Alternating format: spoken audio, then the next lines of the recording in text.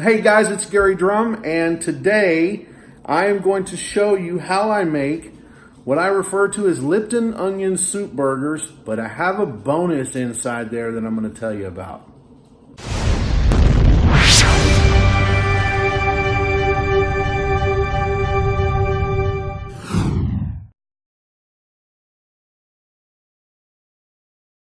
All right guys, welcome back to my kitchen, my keto kitchen. I guess you could call it the Killing a Fat Guy Keto Kitchen. I'm going to use that in my title today. And my other videos that I'm going to start doing with cooking and what I'm doing here for Killing a Fat Guy and how I do that. So today we're going to make what I call Lipton onion soup burgers. It's a recipe that I got from my mother partially, except I've added some stuff to it that makes it a little more interesting and a lot more flavorful. So I'm going to explain to you how the whole process works, what we're going to do, and how we're going to make the patties, and we're going to cook them out on the grill.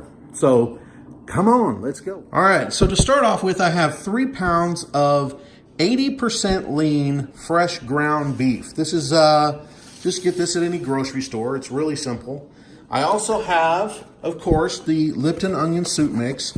I like to use the beefy onion soup mix because it's got a little bit more flavor than just the regular onion soup mix. I have 2 eggs. Normally you want to use about an egg per pound of beef, and I'll tell you why in just a minute, but I only have 2 right now. I have some Worcestershire sauce, Lee & Perrins, which is really good stuff. We're going to top it all off with a double cheese whammy. We're going to use Gouda cheese and sharp cheddar cheese on the tops of the burgers. It makes for a delicious flavor, and you're going to see how those would look and when we're done. And then last but not least, I have a pound of thick cut bacon that I got from the butcher shop at Sprouts Farmers Market. We're going to use about half a pound of this. I'm going to chop it up into tiny pieces, and then we're going to put it inside this meat. We're going to squish it all together with the eggs and the beef onion soup and some Lee & Perrins, and we're going to make burger patties out of it, and then we're going to cook it out on the grill. So let's go. The way I really like to do this is I'll start with the eggs here. I've got 2 eggs broken into a bowl. I'm going to put some Lee & Perrins Worcestershire sauce in there. Not a whole lot, just a little bit for some flavor. Enough to make it a little bit brown. And then we're going to mix in the Lipton onion soup mix into the eggs, like so. I'm just pouring it in there for right now. And then I'm going to grab my whisk and I'm going to mix it all together and make a really gloppy mix. So there we are. The sauce that's going to go on top of this meat is already done, is now ready to be poured on. So we're going to get this whisk out of the way here. And again, I'm actually only using my phone right now. I don't have a camera stand, so this is something I'll need to go get pretty quickly if I'm going to be doing this kitchen kind of stuff. So, but I just pour it all over the meat, and then I'm going to get the rest of it out of this bowl, and then we're going to prepare the bacon. So it's all put into the meat now, and now we're going to go to the bacon. Now I've got about a pound of bacon here, so I'm going to pull out about half a pound, maybe 5 or 6 slices, and then what we're going to do is I'm going to stack it up, and I'm going to cut it into as small pieces as I really can get it.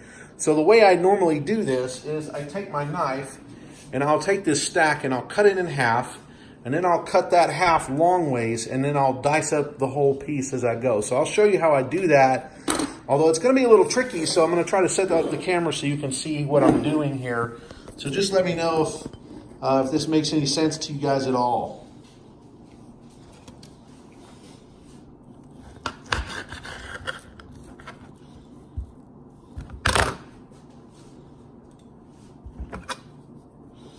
So I cut the whole bacon in half. Now this part is pretty thick. So I think I might be able to get 3 strands off of this to cut it into really small pieces. So there's 1 strand. There's the second one. And now I've got 3 stacks of long, skinny pieces of bacon that we're going to chop into little pieces. So we're going to continue on. What I've got here is I've got the 3 strips of this 1 thick piece of bacon here, and I'm just cutting it into really small pieces of bacon. Now, you could, if you have a grinder, you could take this bacon and put it through a grinder, and it would probably turn out really, really well as far as mixing it into the meat for the burgers. But what you end up with this way is you end up with a Lipton onion bacon burger with the bacon cooked inside of the burger patty itself. So I'm going to show you, I'm going to finish cutting up all this meat and then we'll show you what I'm going to do next. We've got the bacon all sliced up into these little pieces. And what we're going to do is we're just going to take it and we're going to put it in here with this hamburger meat. And then we're going to mix it up. So this is something that really requires two hands, but I'm going to kind of show you a little bit about how the mixing process goes so you get an idea, but it's really good when you get it with two hands. So you see we got the Lipton onion mix in here. What we're going to do is just squish it all together. And what we're trying to do is evenly distribute the sauce and the bacon throughout the meat so that when we create patties, we'll have sauce in basically every piece of meat. We'll have bacon in every piece of meat, in every burger patty. And we just want to mix it all together and make a really delicious burger out of these. So I'm trying to get the sauce. There's some sauce on the bottom. So you want to just kind of squish it up and just move it around until you get bacon and sauce over, basically covering every part of this meat.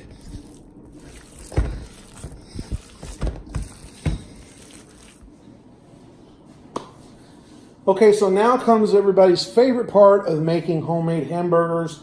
We're gonna dig our hands into this thing of meat over here.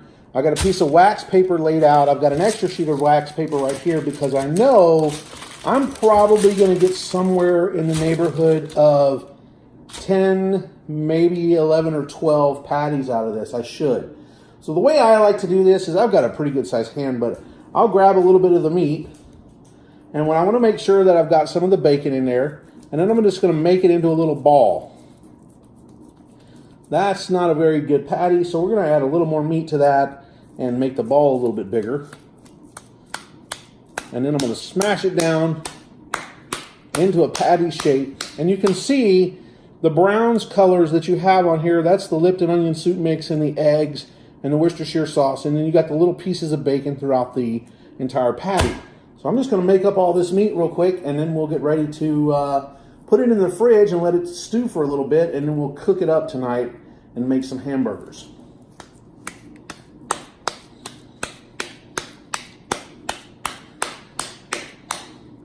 And there you have it, guys. We have 10. We came out with 10 really good sized Lipton beefy onion bacon burgers. When we add the cheese to them later on the grill, they're going to taste amazing. So one of the things, as you can see, I've got this wrapped in cling wrap. In cling wrap, and the reason for that is because I'm going to stick this in the fridge for probably an hour and a half maybe, and just kind of let this marinate in the juices and let that stuff soak into the meat so that when I cook it, it's going to have all that flavor has been soaked into the meat really, really well. So we're just going to stick this in the freezer for about, or not the freezer, but the refrigerator for about an hour. And then when we get ready to cook, we will take it out. We'll take out the cling wrap, and then we will put them up on the grill.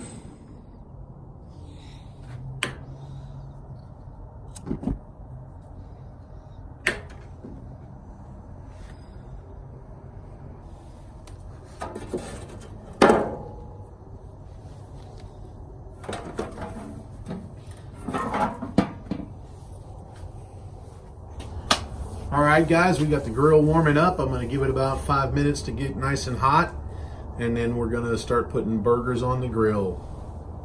It's going to be good.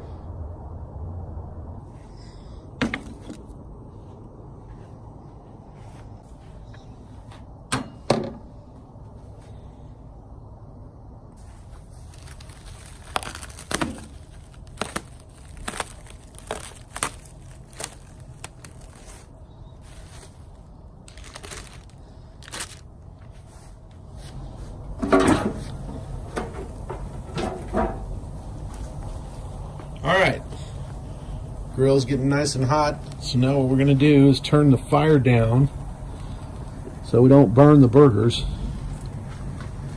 And we're gonna start putting these patties on the grill. Let's get it done.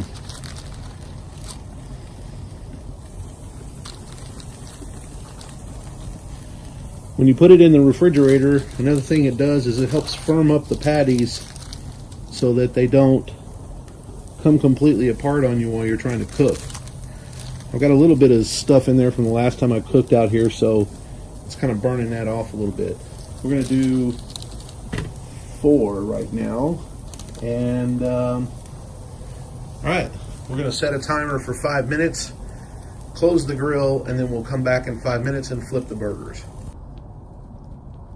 Set a timer for 5 minutes. Okay, your timer is set for 5 minutes. All right, the timer is up. Let's flip the burgers to the other side.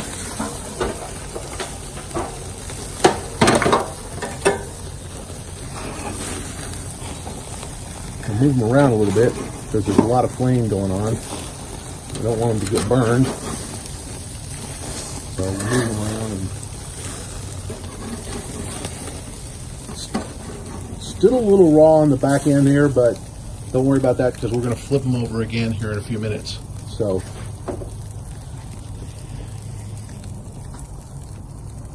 set a timer for 7 minutes. Setting the timer. Okay, your timer is set for 7 minutes.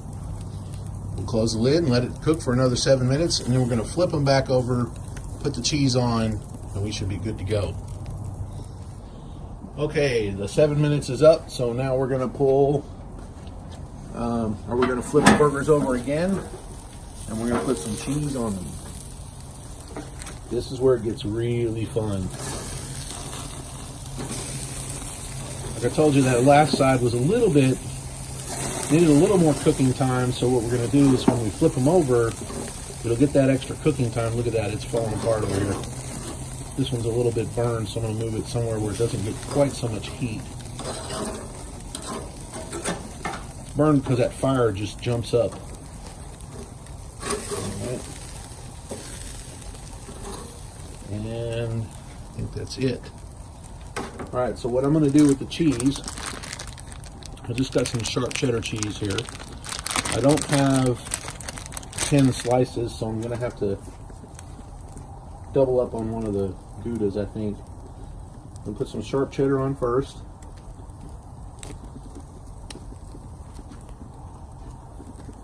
And we're kind of covering up some of that charring with the cheese so you won't even taste it because it'll be all covered in cheesy goodness. Well, we probably don't want to cook the paper though. Alright, that is the cheddar. Now we're going to put on the Gouda. And this just becomes a beautiful, delicious, gooey, cheesy mess after we put it in here for a little bit. So, we're going to close the lid and we're going to set another timer for 3 minutes. Set a timer for 3 minutes. Your timer is set for 3 minutes. All right. Off we go. 3 minutes, we'll come back and we should have a beautiful cheeseburger. All right, guys, here we go. This is the last little batch here. It's a cheesy mess down there.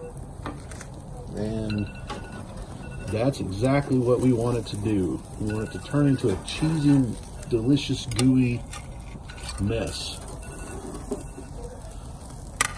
Now, the cheddar melted underneath the Gouda, but the Gouda is going to melt a little further as it sits for a few minutes. Just from the heat of the meat itself, the Gouda will start to melt. It's actually starting to melt now. You can see it. So, and there you have it. I'm going to get on these other burgers here in a minute. I'm going to put those on the grill. But for now, we're going to go take a look at these. And there it is, guys. The Lipton onion burgers with bacon cooked into the burger, served with cheddar and Gouda cheese. This is going to be a really fantastic meal. You can serve this and make it completely keto by just not eating the burgers themselves on a bun, but you can actually put them between lettuce. You can put all your trimmings and fixings on there, your mayonnaise, your mustard, pickles if you'd like. I don't recommend doing ketchup if you're trying to do keto, just because ketchup oftentimes has a lot of sugar in it. But if you just want a simple burger that tastes amazing, you really need to check. That's all I got for you today, guys. So thank you for checking out the video. As always, like the video, comment on the video, share the video with your friends and family, subscribe to the channel, and let me know what you think. And if you've got ideas or things that you'd like to see me do here as far as the Killing a Fat Guy stuff goes, or even ideas for the Killing a Fat Guy Keto Kitchen, feel free to leave me a comment or message me on YouTube. Also, follow me on Instagram and Twitter at Killing a Fat Guy. I'll put a link here for that. And thank you guys for watching, and we'll see you again next time.